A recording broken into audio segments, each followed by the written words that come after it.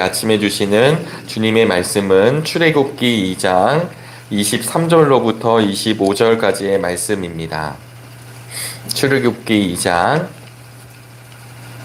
23절로부터 25절까지의 말씀, 우리 한 절씩 교독하시고 25절은 함께 읽으시도록 하겠습니다. 구약 83쪽 즈음에 있습니다. 여러 해 후에 애굽 왕은 죽었고 이스라엘 자손은 고된 노동으로 말미암아 탄식하며 부르짖으니 그 고된 노동으로 말미암아 부르짖는 소리가 하나님께 상달된지라. 하나님이 그들의 고통 소리를 들으시고 하나님이 아브라함과 이삭과 야곱에게 세운 그의 언약을 기억하사. 함께 읽으시겠습니다. 하나님이 이스라엘 자손을 돌보셨고 하나님이 그들을 기억하셨더라. 아멘. 오늘도 새벽 예배에 오신 여러분들을 주님의 이름으로 환영하고 축복합니다. 어느덧 8월의 마지막 날인데요. 오늘 한 달을 잘 갈무리하시고 또 특별히 그냥 흘러가는 시간이 아니라 오늘 한 달을 마무리하며 또 새로운 한 달을 부어주실 하나님의 은혜를 기대하고 사모하는, 그래서 믿음으로 준비하는 믿음의 날이 되시기를 주님의 이름으로 소망합니다. 오늘 저희들은 출애굽기 2장의 마지막 부분을 읽으셨는데요. 이 2장에는 오늘 본문 전에 어떤 말씀이 나오냐면 모세가 미디안 광야에서 하나님으로부터 연단을 받는 과정이 나옵니다. 40년은 바로의 공주의 아들로 부름을 받아서 왕궁 생활을 하고 있었던 모세에게 그 왕궁으로부터 탈출하는 이야기가 나오게 되고, 그리고 40년 동안 미디안 광야에서 정말 그 광야 생활을 경험하는 모세가 등장하게 됩니다. 그리고 이제 때가 되었을 때 하나님께서는 오늘 2장의 이 본문 말씀 이후에 3장에서 모세를 부르시는 장면을 저와 여러분들이 보고 있습니다. 그런데 하나님이 이 모세를 부르시는 장면 앞에 오늘 읽은 우리 본문을 잘 보시면 모세가 모세를 잡으려 바로가 움직였었지만 사실은 이 바로조차도 죽고 난 뒤에 모세가 누구인지 알지 못한 상황에서 이 이야기가 이어지고 있음을 이야기하고 있습니다. 여러분, 오늘 우리 23절 말씀인데요. 우리 23절 말씀을 다시 한번 봉독해 보시도록 하겠습니다. 여러 해 후에 애굽 왕은 죽었고 이스라엘 자손은 고된 노동으로 말미암아 탄식하며 부르짖으니 그 고된 노동으로 말미암아 부르짖는 소리가 하나님께 상달된지라. 아멘. 여러분, 모세는 이제 40년 동안 있지만 그러는 동안에도 이스라엘 백성들은 여전한 엄청난 고된 노동으로 인해서 울부짖었다, 탄식했다라는 말이 들려오고 있습니다. 오늘 우리가 함께 찬송을 부르셨지만 우리의 기도를 하나님께서 들으심을 저와 여러분들이 믿고 나아가시기를 주님의 이름으로 소망합니다. 그리고 하나님께서는 그런 소리를, 상달한 소리를 들으시면서 뭐라고 말씀하시냐면 아브라함과 이삭과 야곱에게 세운 그의 언약을 하나님이 기억하시고, 그리고 오늘 25절에 그들을 돌보시고 그들을 기억하셨더라 라는 말씀이 등장하고 모세를 콜링하시는 장면입니다. 여러분, 이 이야기는 하나님이 모르셨다가 이제 니네들이 기도하니까 알겠다 이런 뜻이 아니라, 사실은 하나님께서는 당신의 때가 되었을 때 이제는 아브라함에게 말씀하신 것, 이삭에게 말씀하신 것, 야곱에게 말씀하셨던 하나님의 약속을 이루어 가시겠다라고 하는 뜻을 오늘 이 말씀을 통해 우리가 다시 한번 누릴 수 있게 되기를 소망합니다. 그러니까 이 말에 근거하면 하나님께서는 우리를 모르는 존재가 아니라 늘 우리를 눈동자와 같이 보고 계시다라고 하는 사실입니다. 그런데 하나님께서는 그 울부짖는 소리라고 하는 것은 결국은 이 이스라엘 백성들이 하나님 아니고서는 해결할 수 없는 영역의 문제들이죠. 그리고 사실 그 탄식과 울부짖는 소리는 하나님께 우리의 삶을 붙들어 달라는 이야기이겠지만, 하나님은 그래 알았다, 그 삶은 내가 붙들어 줄게 라고 하는 것을 더 넘어서서 내가 이미 약속한 것을 이제 때가 되었으니 이루어 가겠다라고 하는 말씀을 주고 계십니다. 오늘 저희들은 2장을 읽었지만 3장에 보시면 드디어 모세가 그 미디안 광야에 있다가 가시 떨기나무가 타는 모습을 보면서 하나님을 만나는 장면을 보게 됩니다. 우리 3장에 있는 말씀인데요. 5절 말씀입니다.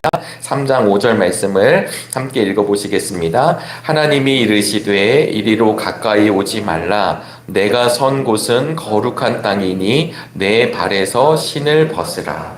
네, 하나님께서 내가 선 곳은 거룩한 것이니 이제 만나는 장면이거든요. 3장에 보시면 하나님이 여호와의 사자로 표현되고 있습니다. 여호와의 사자는 하나님이 인간으로 현현한 모습을 구약적인 방식으로 드러내는 건데 하나님이 결국은 모세와 대면을 하신 것이거든요. 근데 내 곳은 지금 거룩한 곳이니까 신발을 벗어라. 이런 뜻은 어떤 뜻을 가지고 있냐면 신발을 벗는다라고 하는 것은 내가 이제 당신의 종이 되겠다라는 뜻입니다. 그러니까 그 당시 노예들은 신발을 벗고 다니는 거고요. 주인은 신발을 신고 다니는 것입니다. 그런데 하나님이 이 모세를 세워놓고 난 뒤에 거룩하니까 하나님이 계신 곳은 거룩하기 때문에 죄가 함께 들어올 수 없는 곳이죠. 그러다 보니까 너의 신을 벗어라. 그리고 나의 앞에 충성하라. 이런 이야기입니다. 이 말씀이 여호수아 5장 15절에도 보면 여호와의 군대 장관이 여호수아에게 이르되 내 발에서 신을 벗으라. 내가 선 곳은 거룩한 곳이니. 비슷하죠? 이 여호수아에게도 이 말씀을 하시면서 결국은 내가 너를 이끌어 가겠다라고 하는 뜻을 하나님이 보여주십니다.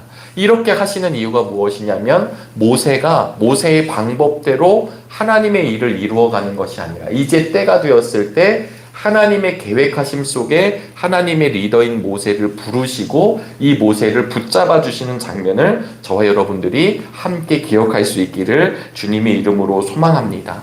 자기식으로 믿는 것이 아니라 하나님께서 일하시는 방법에 우리가 아멘으로 순종할 수 있기를 간절히 소망합니다. 그럴 수 있는 사람들이 어떤 사람들이냐면 하나님께 간구하는 사람들이죠. 이 구약의 사람들뿐만 아니라 신약의 백성들도 베드로 전서의 말씀을 보면 베드로가 우리가 어떤 존재인지를 말씀해 주고 계신데요. 우리 아침이긴 하지만 신약 말씀을 함께 보겠습니다. 베드로전서 우리 한번 찾아보실까요? 베드로전서 2장 9절로부터 10절 말씀입니다. 신약 377쪽 즈음에 있는데요. 우리 함께 찾으셨으면 한 목소리로 다시 한번 읽어보시도록 하겠습니다. 그러나 너희는 택하신 족속이요 왕같은 제사장들이요 거룩한 나라요 그의 소유가 된 백성이니 이는 너희를 어두운 데서 불러내어 그의 기이한 빛에 들어가게 하신 이의 아름다운 덕을 선포하게 하려 하심이라. 너희가 전에는 백성이 아니더니 이제는 하나님의 백성이요 전에는 긍휼을 얻지 못하였더니 이제는 긍휼을 얻은 자니라. 아멘. 사도 베드로를 통해서도 이 신약에 있는 성도들에게 무슨 말씀을 주시냐면 지금 모세가 콜링을 받는 것처럼 우리를 어두운 데서 불러내어 주셔서 이제는 그 기이한 빛에 들어가게 하신 이의 아름다운 덕을 선전하게 선포하게 하시는 사명을 우리에게 주셨다라는 이야기를 주시는 것입니다. 여러분, 우리가 성도로 부름받은 첫 번째는 하나님이 우리를 붙들어 주셨기 때문입니다. 하나님이 붙들어 주셨고 우리의 존재로 끝나지 않고 또 다른 하나님의 역사가 이루어지는 것, 이것을 좀 구약적인 언어로 선포를 하면 하나님의 약속대로 이루어 가시는 것입니다. 하나님의 언약대로 이루어 가십니다. 그래서 이 모세에게 이 언약에 대한 구체적인 말씀을 이제 3장에서는 선포하고 계신데요. 근데 정말 중요한 말씀이 있습니다. 그게 무엇이냐면 3장 7절에 있는 말씀인데요. 우리 함께 읽어보시도록 하겠습니다. 출애굽기 3장 7절입니다. 여호와께서 이르시되 내가 애굽에 있는 내 백성의 고통을 분명히 보고 그들이 그들의 감독자로 말미암아 부르짖음을 듣고 그 근심을 알고. 여러분, 이 말씀이 오늘 우리에게 은혜가 되시기를 주의 이름으로 소망합니다. 오늘 새벽에 주어진 성서일과에 따른 본문에 따르면 말미암아 부르짖는 소리가 하나님께 상달된지라. 근데 하나님이 그것을 못 듣는 것 아니라 그거에 대해서 전혀 무관심한 것이 아니라 그 말씀을 기억하고 그 기도를 기억하고 오늘 3장에 보시면 모세를 콜링한 뒤에 내가 그 기도 소리를 다 들었노라고 하나님께서 말씀해 주고 계십니다. 우리는 모세라고 하는 인물을 참 위대한 인물로 봅니다. 왜냐하면 모세가 나중에 예수님의 예표이기도 하기 때문입니다. 모세에게 하나님이 계속 말씀해 주시는 것 중에 하나가 무엇이냐면 결국은 내가 너와 함께 한다라는 말씀이에요. 모세가 능력이 대단해서가 아니라 모세를 통한 하나님의 능력을 드러내시겠다라고 하는 말씀입니다. 이 시대에 우리의 어떤 자격 혹은 우리의 실력 때문에 우리가 움츠려들지 않게 되기를 주님의 이름으로 소망합니다. 하나님은 그 시대에 따라 하나님은 그 상황에 따라 하나님의 백성들을 하나님의 방법으로 사용하십니다. 우리 정릉 감리교회를 통해 이루어 가실 하나님의 분명한 꿈과 계획을 저와 여러분들이 믿고 따라갈 수 있기를 바랍니다. 담임 목사님이 지금 미국에 계시지만 담임 목사님을 통하여서 하나님의 비전이 선포가 되고 하나님의 말씀이 통로가 되고 그리고 그 말씀을 우리가 함께 받아 정릉 감리교만이 할 수 있는 우리 교회만이 할 수 있는 일을 감당할 수 있기를 간절히 바랍니다. 모세는 늘 주저하거든요. 그런데도 불구하고 하나님이 계속 주시는 말씀은 내가 너와 함께 하겠다라는 말씀입니다. 오늘 말씀을 제가 다시 한번 좀 정리하면서 우리 2장 마무리를 보셨는데요. 사실은 하나님의 그 언약을 이루어가는 것을 어디서 알 수 있냐면 모세를 부르실 때를 알 수 있습니다. 오늘 저희들이 읽은 2장과 3장에서는 이제 다 준비가 된 모세를 부르시는 장면이지만 이 땅에 모세가 태어났을 때의 장면을 기억해 보시기를 간절히 바랍니다. 우리 출애굽기 2장 3절에 있는 말씀인데요. 우리 함께 읽어보실까요? 시작. 더 숨길 수 없게 되매 그를 위하여 갈대 상자를 가져다가 역청과 나무 진을 칠하고 아기를 거기 담아 나일강과 갈대 사이에 두고. 네, 오늘 새벽 예배를 함께 드리시는 우리 장로님들과 권사님들, 우리 믿음의 성도님들은 아실 것입니다. 모세가 태어난 당시에 이 유대 아이, 히브리 아이를, 남자아이를 죽이잖아요. 그런 시대에 지금 모세가 태어나게 됐습니다. 성경을 보시면 2장 1절에 레위 아빠와 엄마를 익명으로 처리하고 이 아이가 태어났고 석 달이 지나니까 출애굽기 기자는 잘생겼다고 이야기합니다. 그런데 이 본문이 나중에 사도행전 7장에 가보시면 하나님 보시기에 아름다운 아이라고 기록하고 있습니다. 그러니까 하나님이 보시기에 이 모세가 아름다운 아이라는 뜻은 무엇이냐면 이 아이를 통해 이루어갈 하나님의 뜻이 이미 있다라고 하는 말씀이죠. 그런데 어쩔 수 없습니다. 부모님이 이 모세를 내어 맡겨야 돼요. 왜냐하면 데리고 있으면 아기가 울고 아기가 울면 걸리게 되고 걸리면 결국은 죽을 수밖에 없는 그 현실 속에 부모가 할 수 있는 가장 할 수 있는 방법은 뭐냐면 물이 새지 않도록 역청을 발라서 상자 박스를 만들고 그걸 그냥 나일강에 띄는 거죠. 물론 이 엄마에게 하나님이 지혜를 주셔서 그 바로 공주가 있는 곳을 그 즈음에서 보낸 것을 우리가 성경에서 알 수 있습니다. 그런데요, 여기서 나오는 이 갈대 상자, 이 갈대 상자가 모세가 참 대단해서 아니면 모세가 능력이 있어서 어린 시절부터 위험을 다 뚫고 하나님의 콜링을 받아 하나님의 위대한 리더가 되었다라고 하는 것을 성경이 드러내지 않고 이 모세를 갈대 상자로 이야기합니다.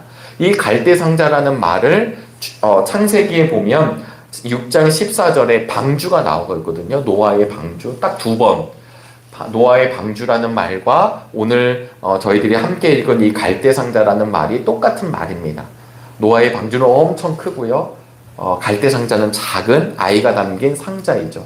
두 방주와 갈대 상자의 동일한 지점은 무엇이냐면 키가 없고 그 다음에 조종수가 없고 그냥 박스라는 것입니다.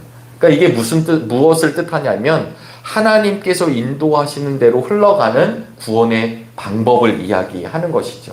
그러니까 이 아이를 갈대 상자에 놓았을 때 얼마나 위험이 있겠습니까? 제가 생각하는 나일강에는 악어가 이렇게 이미지가 떠오르거든요. 악어가 있을 수도 있고 아니면 이집트의 군인들이 먼저 볼 수도 있고, 아니면 공주가 이 아이를 보면서 이 히브리 아이를 빨리 치워버리라고 할 수도 있지 않았을까. 여러 변수들이 있음에도 불구하고 하나님의 섭리대로, 하나님의 방법대로 그 모세가 건짐을 받고, 그리고 모세가 40년 동안 왕궁에 있고 때가 되어 나아가게 하시고, 미디안 광야에서 훈련받고 80세가 되어서 하나님이 콜링하신다.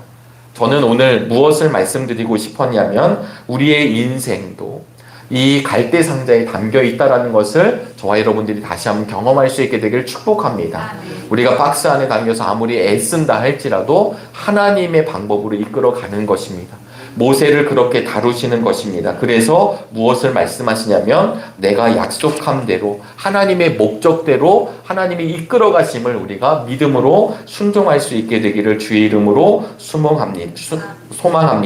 내가 너를 지명하여 불렀나니 너는 내 것이라. 이 말씀, 이사야에게 주신 말씀은 그냥 위로하는 말씀이 아니라 이미 하나님께서 우리를 붙드시고 계시다라고 하는 말씀입니다. 그런 하나님의 원대한 계획 속에서 드디어 이스라엘 백성들의 부르짖는 소리를 들으셨다는 이 말씀, 그리고 기억하셨다는 이 말씀을 기억하며 오늘도 하나님의 약속을 붙잡고 하나님 앞에 간절히 구하며 응답을 받는 믿음의 시간이 되시기를 주의 이름으로 축원합니다. 기도하시겠습니다. 하나님, 오늘도 믿음의 시간을 허락해 주심을 감사합니다.